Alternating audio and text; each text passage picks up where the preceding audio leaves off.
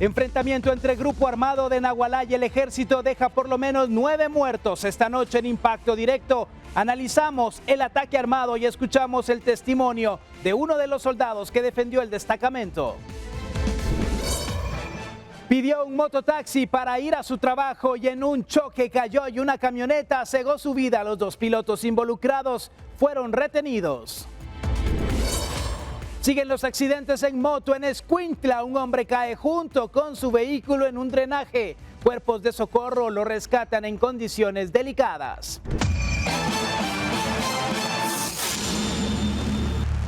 Buenas noches, qué gusto saludarle aquí en Impacto Directo a través de Guatevisión. Soy Alexis Ponce, estamos preparados, todo el equipo, para llevarle las noticias. Doy la bienvenida a Roxana Sánchez, periodista, Omar Sosa, fundador de la campaña Guatemala Vive con Valores, y Jorge Granados, médico, abogado y experto en criminología. Y en el Centro Médico Militar fueron reconocidos 11 integrantes del ejército heridos durante operativos de seguridad en Nagualá y Santa Catarina Ixtahuacán, Sololá. El jefe del Estado Mayor, José Giovanni Martínez Milián, presidió la ceremonia de imposición del distintivo Roble de Oro. Destacó el valor, la disciplina y el compromiso del personal militar en el cumplimiento de sus funciones. El presidente Bernardo Arévalo declaró en conferencia a la prensa que desde el jueves se han registrado hechos violentos relacionados con el antiguo conflicto territorial entre Santa Catarina Ixtahuacán y Nagualá. Señaló que grupos del crimen organizado se aprovecharon de la disputa comunitaria para ejecutar ataques. Tras los incidentes, el gobierno declaró estado de prevención en Nagualá y Santa Catarina Ixtahuacán, donde hay antecedentes de enfrentamientos con saldos mortales. 2 de los 11 heridos, cuyas edades oscilan entre los 19 y 35 años, narraron los momentos que vivieron en medio del ataque y cómo lograron salir de las áreas donde estaban en el destacamento militar. Estamos en el destacamento, en el servicio, y grupos de crímenes organizados llegaron y empezaron a atacar directamente el destacamento.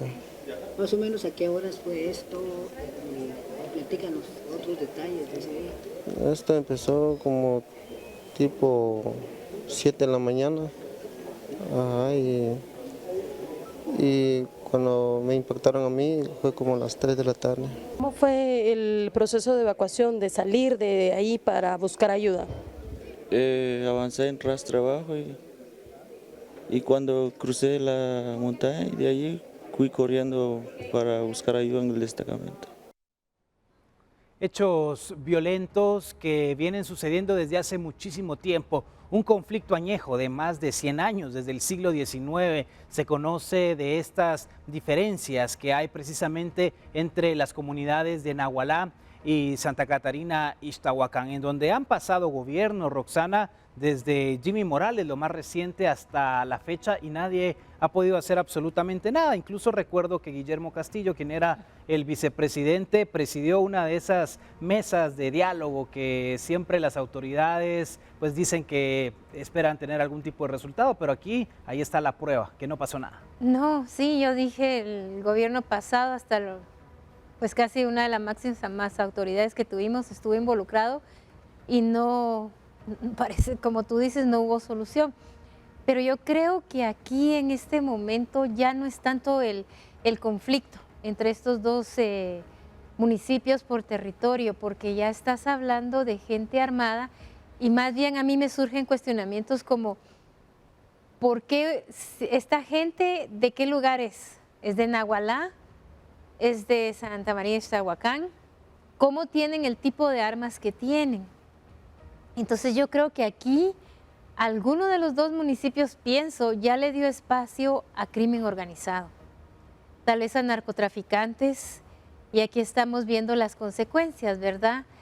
El ministro de Gobernación destacó eso también, ¿verdad? De que lo que están buscando, especialmente las personas de Nagualá, es que el destacamento militar sea retirado, pero esto es algo complicado y se está tratando de enfocar en el añejo problema que tienen estas personas, pero yo creo que aquí hay algo más profundo.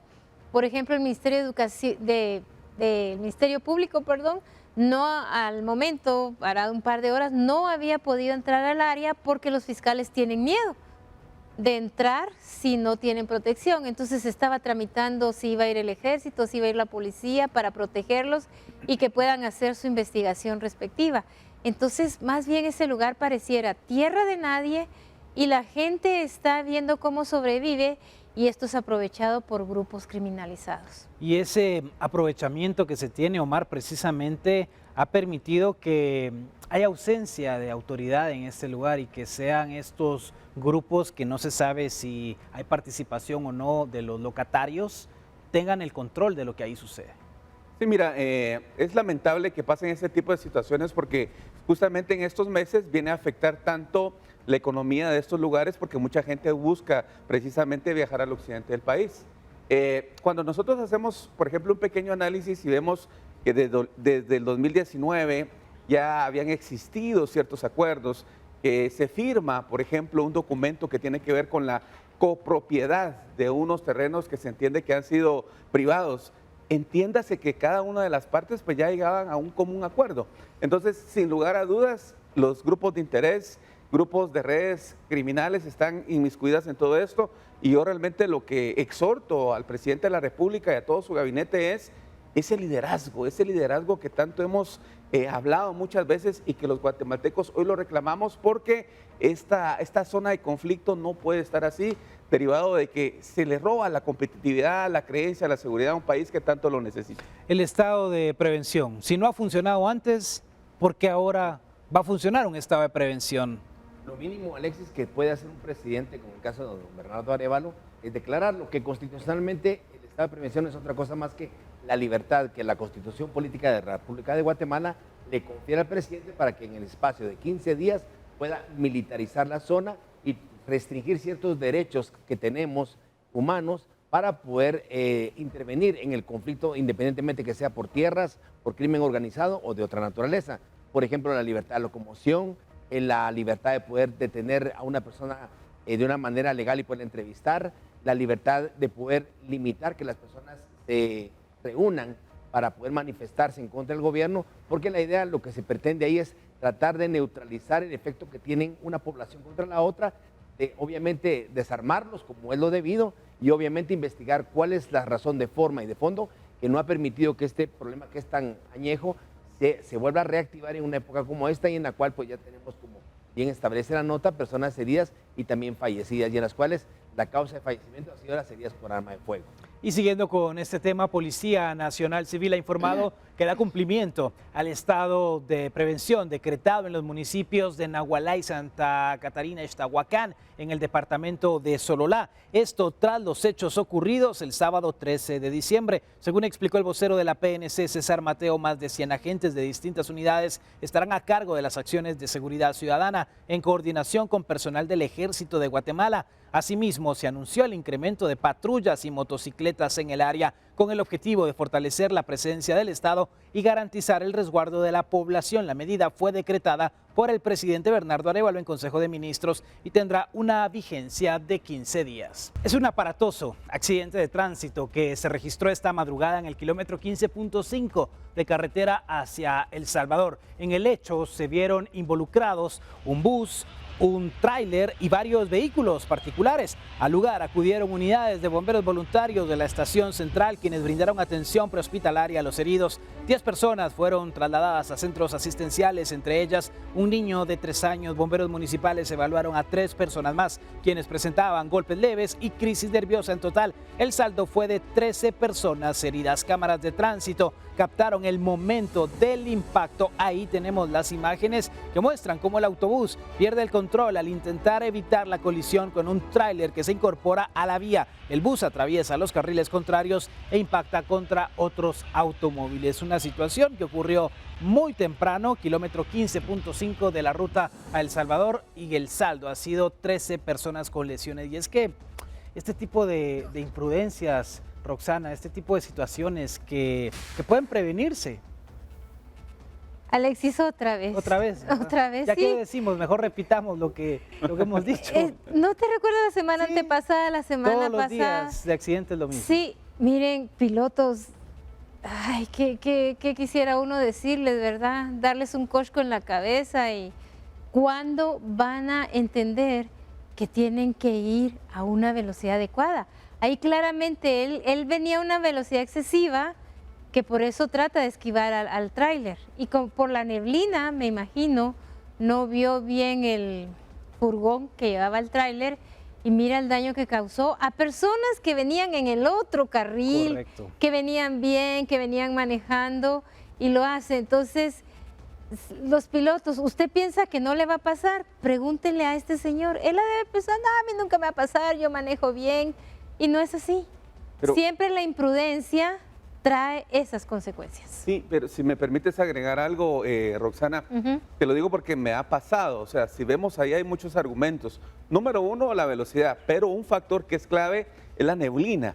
Y aparte de eso, por ejemplo, el exceso de luces que hoy los vehículos a cierta hora también tienen. Fíjense, compañeros, que a mí me ha tocado pasar por esa ruta, por Nahualazo, lugares de una densa neblina, y hay unos vehículos que andan con unas luces que prácticamente te dejan ciego totalmente. Entonces, esto es un llamado también para las autoridades, la Policía Nacional de Tránsito, que haga buena parte de supervisión en que este tipo de luces que prácticamente nos dejan ciegos literalmente, realmente sean prohibidas. Sí. Y hay que ponerle mucho ojo a esto y sobre todo la cortesía, porque en ocasiones los accidentes también se dan u ocurren porque no se cede la vía, no se permite que la persona que va en otro vehículo, incluso hasta el peatón, resulta siendo el pagano de este tipo de situaciones. Y vamos a hablar de otras cosas. Esta persona que salió de casa rumbo a su trabajo, pero no regresó. Es una joven de aproximadamente 20 años que murió de forma trágica tras un accidente de tránsito ocurrido en la calzada Atanasio Tzul, en la zona 13 capitalina. Una mañana común terminó en tragedia en la calzada Atanasio Tzul y Primera Avenida 059 de la zona 13. Una mujer de 20 años aproximadamente perdió la vida cuando se dirigía a cumplir su jornada laboral. De acuerdo con bomberos municipales, la víctima sufrió traumatismos en cráneo, espalda y piernas, luego de ser atropellada por una camioneta extraurbana que continuó su marcha. La Policía Nacional Civil informó que la joven viajaba en un mototaxi solicitado por aplicación desde San Miguel Petapa hacia la zona 17. Una colisión entre dos motocicletas provocó que cayera sobre la vía, justo en el momento en el que pasaba un bus extraurbano. Autoridades confirmaron que los pilotos de las motocicletas quedaron consignados, mientras el Ministerio Público investiga este hecho que enluta a una familia guatemalteca. Autoridades del Departamento de Tránsito de la Policía Nacional Civil hicieron un llamado a los conductores a desplazarse con precaución, ya que una imprudencia al volante puede terminar de manera trágica. Estadísticas de esa dependencia señalan que en promedio mueren 7 personas al día en accidentes de tránsito, lo que representa la segunda causa de muerte violenta en el país.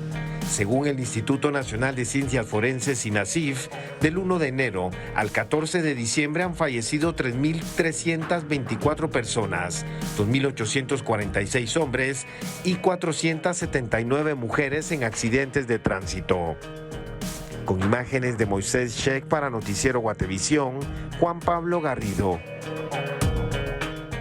Bueno, hace unos momentos veíamos el accidente en la ruta a El Salvador y ahora en la Atanasio Tzul, este accidente mortal que ha cobrado la vida de una joven mujer. Jorge, otra vez lo mismo, seguimos platicando de estas situaciones en donde pareciera que el sentido común no es utilizado de la manera correcta porque quien contrata un taxi o un mototaxi por aplicación casi nunca lleva un casco de protección. No, y el problema de fondo, Alexis, como lo hemos tratado en otros programas, es la ausencia de transporte colectivo. Nuestra población se ve obligada a contratar servicios de mototaxi o taxi de servicio para alquiler por la ausencia total de poder uno trasladarse a su trabajo, como ocurrió con el caso de esta dama.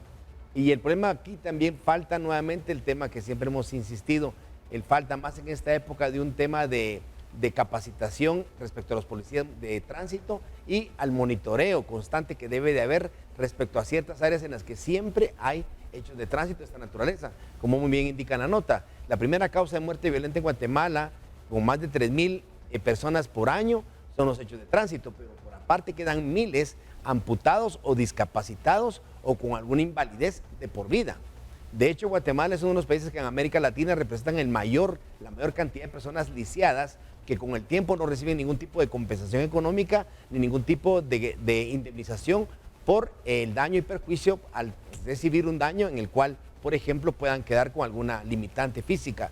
Por lo tanto, aquí el llamado es a las autoridades para que incrementen este mes de diciembre, lo que queda en las primeras 2 semanas de enero, más cuando empiecen ya los procesos escolares, el tema de las revisiones de los vehículos en la medida posible, verificar que la gente maneje con sus cinturones de seguridad, verificar que la gente no se haga las jornadas de alcoholimetría que hay que hacer frecuentemente, que no estorben el tema del tráfico, porque muchas veces lo hacen en horas en las que las personas pues obviamente van desplazándose a su trabajo, pero que se hagan momentos sorpresivos en los cuales no intervengan el tema de obstruir el paso a los vehículos, pero que sí que esto contribuya de alguna manera a que se reduzca en esta época la cantidad de gente que fallece o que queda lisiada de por vida o permanentemente, con impacto obviamente negativo en su economía y para su hogar y en su familia. Y acá lo cierto es que por iniciativa propia, quien se sube a una motocicleta, ya sea para conducirla o como acompañante, el equipamiento básico, lo elemental que se necesita para poder resistir una caída. Exacto. Mira, yo lo he dicho, a veces he usado, y si el mototaxi no trae casco para el pasajero, no me voy. ¿Cuánto valora usted su vida? ¿Verdad? Yo sé que hay mucha prisa de llegar, y lo que dijo cabal Jorge, es culpa de no tener un transporte, porque el alcalde ahora salió con un gran proyecto, ¿verdad? Que saber cuándo lo van a terminar, pero no es capaz de darle transporte mientras tanto a los guatemaltecos. Y aquí lo que yo pienso, porque en otros países sí se hace, que este tipo de servicios le exigen a la persona que va a dar el servicio que lleve casco para el pasajero, pero aquí no se ha hecho. Entonces tal vez los legisladores deberían exigirle a estas compañías que las personas que contraten deben llevar casco para el pasajero, porque el pasajero se las está jugando. Ellos están lucrando por un servicio, pero la vida de esta joven, que no la van a poder reponer con nada. Entonces, legisladores exijan que este tipo de aplicaciones obliguen a las personas, y eso tienen que legislarlo, de que deben llevar un casco para el pasajero. El casco es tan importante, no lo puede olvidar, no lo utilice en el codo porque no protege, el casco va aquí en la cabeza, eso debe ser muy claro. Y hablando de accidentes de motociclistas, un conductor de moto cayó a un drenaje en Escuintla por ignoró una señal de construcción. El conductor habría continuado la marcha en una zona con rótulos de restricciones de circulación por trabajos municipales. El incidente tuvo lugar en un área donde se realizan labores de mejoramiento. Las autoridades mantienen señalización y limitaciones temporales al paso vehicular. Por ahora se desconoce su estado de salud. Ahí tenemos las imágenes de esta situación. Por Dios, ¿en qué cabeza, Omar? No, mira, qué triste, ¿verdad? Y ahí la sabiduría del libro de libros que dice, el hombre prudente cuida sus pasos, ¿verdad? El imprudente ve el agujero y cae en él. Lo triste de todo esto es que ese acto de imprudencia hoy al pueblo de Guatemala, a nosotros los contribuyentes, nos está costando más o menos 39 millones de quetzales, ¿verdad? Estoy de acuerdo, ¿verdad? Si este señor, bueno, tiene su seguro, lo paga, puede ir a un hospital privado donde lo van a atender rápido, pero no es así. Realmente esa imprudencia se vuelve una carga tributaria para nosotros, que mes a mes, si no pagamos nuestros impuestos, pues la SAT automáticamente nos bloquea nuestro NIT y no podemos hacer nada. Y tampoco llevaba casco. No, y mira, con todo el respeto que se me merece, pero de verdad, ¿en qué cabeza? Es que es una tontería, de verdad. Sí, está bueno, digámosle tonto, pues, porque quiso tal vez ahorrarse un tiempo y le salió caro, ¿verdad? Es que, y aquel, mira, se va directo al tragante. aquel tu pulso, eso le iba a decir, que cae y no cayó ese medio metro de excavación, sino hasta dónde cayó. Si hubiese caído ahí, quizá los daños físicos hubieran sido mayores, porque a ver, al final, creo, Jorge, no sé, caer en el tubo del drenaje fue mucho mejor para él, conveniente. Probablemente, habría que establecer qué tanto daño pueda tener, pero obviamente bueno, qué tan profundo de una era. fractura o de una incapacidad que le va a limitar digamos, una fractura en la cadera, una fractura en la columna vertebral, o de repente si tenían la suerte que hubiera habido tierra, posiblemente eso, como dices Alexis, amortiguó un poco el impacto. Pero si abajo lo que había era, digamos, un drenaje o más material de construcción o había una fundición, difícilmente las lesiones van a ser más. ¿Y será que no le cayó va a la moto aprender la encima? lección, Roxana? Yo no sé, ¿aprenderá la lección con esto? Ay, si no aprende la lección, es el rey de los necios. Sí, hablemoslo claro, porque uno a la primera tiene que aprender, porque uno dice, no lo vuelvo a hacer, ¿verdad? Y si no, que le canten la canción Tropecé de nuevo y con la misma piedra, ¿va? Pero aquí con el mismo hoyo, si lo vuelve a hacer, es que en serio. Bueno, saludos a este vecino de Escuintla, esperamos que se recupere pronto y que por favor ya no haga este tipo de locuras. El Ministerio de Trabajo, ¿sabe qué hizo el Ministerio de Trabajo? Bueno, no trabajar, concedió asueto con goce de salario a los servidores públicos con motivo de las festividades de Navidad y Año Nuevo. Según la disposición, este permiso laboral aplica para los días 24, 26 y 31 de diciembre, de acuerdo con lo establecido en la Ley de Servicio Civil, que contempla como días de asueto el 24 de diciembre a partir del mediodía, el 25 de diciembre, el 31 de diciembre y el 1 de enero. La medida no aplica para instituciones que prestan servicios esenciales o que realizan actividades consideradas impostergables, por lo que deberán programarse los turnos correspondientes para garantizar la atención a la población. Bueno, este megapuente, mega descanso que se recetaron, qué bárbaros, ¿verdad? El Ministerio de Trabajo. Así es, Alexis. Y fíjate que, Alexis, lamentablemente, hablemos las cosas como son.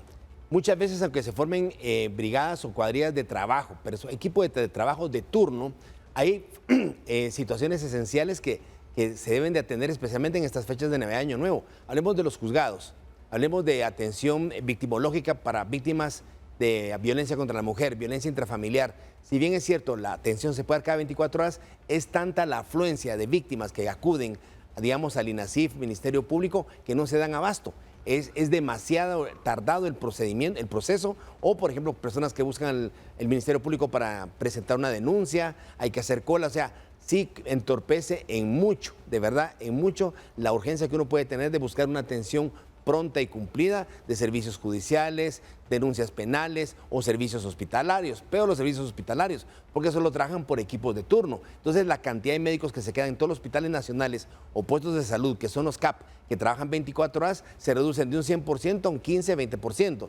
Un camionetazo que haya, perdón por la palabra popular, pero un hecho de tránsito grande que haya, no hay la capacidad instalada para que médicos, personal de enfermería y paramédico atienda esta emergencia. O sea, realmente desde cierto punto de vista, cierta negligencia por ahí, porque deberían de atenderse esencialmente no solo por turno, sino que se haya pensado qué instituciones sí es fundamental que en esta época de fin de año sí se atienda de corrido, aunque después se le reponga el tiempo a los funcionarios o a los empleados públicos, pero son decisiones de gobierno que se respetan. ¿Qué corona tienen ellos de no trabajar? Porque la ley es clara, el asueto comienza al mediodía del 24 y todavía yo conozco aquí un par de compañeros que van a venir a trabajar el 24.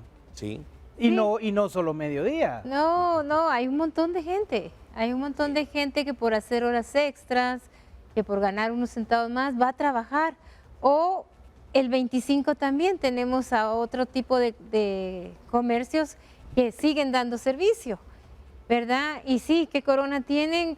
¿O por qué el presidente, porque esto es autorizado por él, aunque sea a través del Ministerio de Trabajo, quiere congraciarse de esa manera con los empleados? Porque son los pactos colectivos también. No, porque si lees el decreto, si se le puede llamar así. Es el acuerdo. El acuerdo, gracias, muy amable. Sí, es cierto, solo el Congreso decreta.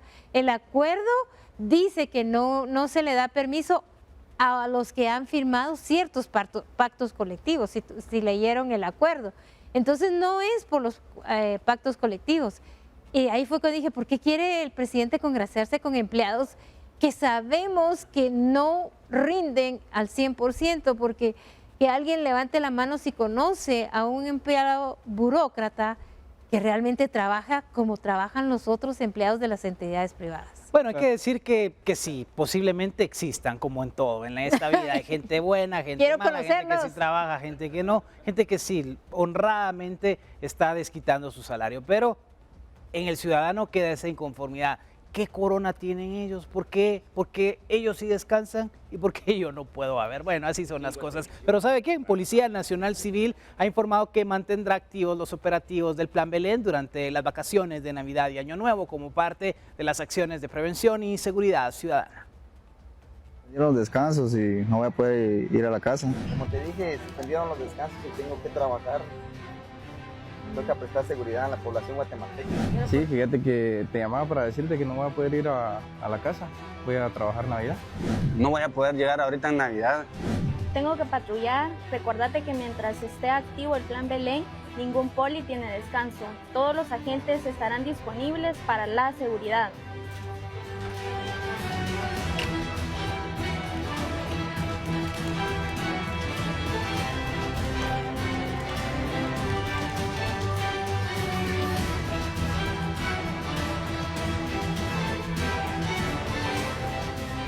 Bueno, los policías. También hay policías actores. Hay que darles el mérito a ellos porque actúan muy bien los muchachos. No solo han sido capacitados para seguridad, que ojalá que sí lo puedan hacer bien, ahora también son actores, ¿ve? No, mira, de todo se da y bueno, y se les respeta, pero yo he visto últimamente pues que anda un poquito más de policía en la calle, andan 2 o 3 caminando, pero las herramientas con las cuales el pueblo de Guatemala necesita que hagan una buena labor. Por ejemplo, motocicletas, ¿verdad? O sea, a mí me encantaría ver esa seguridad plagada de motocicletas. Mira las patrullas que recientemente solo fueron 36, no sé cuántas fueron, pero realmente, pues con todo respeto lo digo, dan un poquito de pena, porque como país nos merecemos un poquito más, ¿verdad? No les quitamos la actitud, la disposición que puedan tener de servir a la población, pero las herramientas, señor ministro, tienen que ser herramientas efectivas que realmente den soluciones concretas. Claro. ¿Les ha gustado esta tendencia de los videos a gobernación, ese equipo de comunicación? Sí, está quemando y fumando las ideas. Increíble realmente. Sí, hombre, no sé si ahorita en los premios Oscar habrá alguna categoría para este tipo de anuncios de propaganda gubernamental, ¿verdad? Yo cuando miro el final digo, ay, pobrecitos, estos son los policías pobres porque no tienen celular. Los otros sí, ¿verdad? Pero entonces los ponen, o sea, hay una creatividad así. Pero mira, ¿por qué ahí no usan los vehículos? Los vehículos nuevos, ¿por qué utilizan los pick-ups? Los que no son. Sí, esos vehículos también son parte de... Es que no era una calle chiquita. Todo debe de tener coherencia en el mensaje que quiere enviar la policía. Sí, por eso te digo, hay policías pobres y ricos. Los ricos tienen su celular, los pobres tienen que meter la moneda de 25 centavos.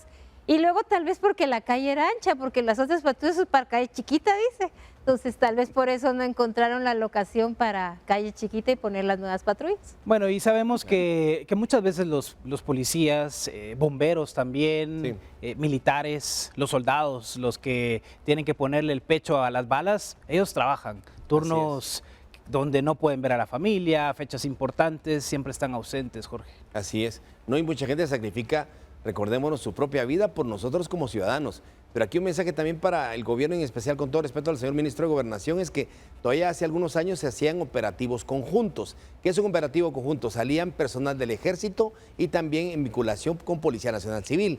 Obviamente los del Ejército con armamento de más calibre que el de la Policía Nacional Civil, y esto infundía un poco más de respeto hacia la autoridad. No estoy diciendo que se le falte respeto al Policía Nacional Civil, pero obviamente la capacidad de armamento, de equipamiento y de obviamente de capacitación en equipos combinados funciona mejor. Hay 3 decretos, 2 decretos y un acuerdo gubernativo que le dan plena libertad al presidente de la República para que él pueda ordenar sin pedirle permiso ni al Congreso de la República ni a ningún tipo de institución la formación de equipos combinados del Ejército y de la Policía, lo cual en esta época del fin de año sería muy bueno, tomando en cuenta el índice alto de criminalidad que se tiende a disparar y también la presencia de un crimen organizado que hasta hace unos 2, 3 años no estaba tan presente. Así es de que el mensaje es este: si se pudiera tener estos operativos combinados militares y Policía Nacional Civil. Bravo por el presidente de Guatemala y por el ministro de Gobernación. Nick Reiner, hijo del cineasta Rob Reiner y de su esposa Michelle Singer, fue puesto bajo custodia este día bajo sospecha de un doble homicidio. Las autoridades han fijado una fianza de $4 millones. Reiner, de 78 años, era un director muy querido en la industria del cine, recordado por películas como This is Spinal Tap, cuando Harry conoció a Sally y El Lobo de Wall Street. Michelle Singer era fotógrafa y colaboró con su esposo en la cinta de terror Miseria. Los cuerpos de Rob Reiner y Michelle Singer fueron hallados sin vida en su residencia de Brentwood, un exclusivo vecindario de Los Ángeles. Medios locales han informado que las víctimas presentaban heridas con arma blanca y algunos portales señalaron que habrían sido degolladas. Según el portal TMZ, la hija del matrimonio fue quien encontró los cuerpos y habría indicado a la policía que un miembro de la familia podría ser el responsable. Investigadores confirmaron que no se encontraron señales de entrada forzada en la vivienda. Terrible caso, obviamente, porque dejando por un lado la fama y lo que representaban en la industria del cine, Roxana, el que un hijo sea el principal sospechoso de este doble crimen, de verdad que es escalofriante. Sí, porque qué persona, qué lo mueve a asesinar a sus padres. Es que eso es terrible, qué discusión, qué punto. Ahí ustedes vieron en las escenas que se presentan padre e hijo en entrevistas y todo. ¿Qué pudo haber causado que un hijo le quite la vida a sus padres? O sea, no encontró una forma de comunicarse, no encontró una forma de qué disputa habrán tenido para que él haya llegado a este extremo, ¿verdad? A mí cuando lo leí me dejó frío. Siempre que son cualquier tipo de asesinatos en familia, es mucho, de mucho meditar, porque uno dice en qué momento se rompió el vínculo de padre e hijo, de madre e hijo, porque para hacerlo tuviste que haber roto cualquier vínculo paternal entre tus padres y tú para hacer ese tipo de horrendo crimen. ¿Hasta dónde puede llegar el odio también, Omar? Ya que habla Roxana de ese vínculo, porque el vínculo del amor, el haber compartido con papá y con mamá, pero que de un momento a otro no sabemos si hubo algún tipo de sustancia ingerida que haya provocado también una actuación de este tipo. Sí, no lo sabemos, alguna sustancia o era sujeto de violación, no lo sabemos, pero mira, hay una película, la película Gladiador, hay una escena donde representa muy bien esto. Marco Aurelio le dice a su hijo Cómodo: tus errores, ¿sí? Como hijo, son mis fallos como padre. Entonces son los momentos en los cuales tendríamos que preguntarnos, tuvimos esa capacidad de escucha, esa capacidad de análisis, tuvimos ese acercamiento con las personas que hoy se vuelven nuestros agresores. Claro, esto no justifica lo que sucedió, pero es un llamado a que no podemos perder la brújula de la atención, del amor para con nuestros hijos, para que en algún momento no se salgan tan fácilmente del camino. Y acá la investigación. Eso es lo que va a ayudar a descifrar todo lo que ha sucedido, y sabemos que cuentan con buenos investigadores y que todo este proceso al final de cuentas va a traer los resultados que se esperan, Jorge. Así es.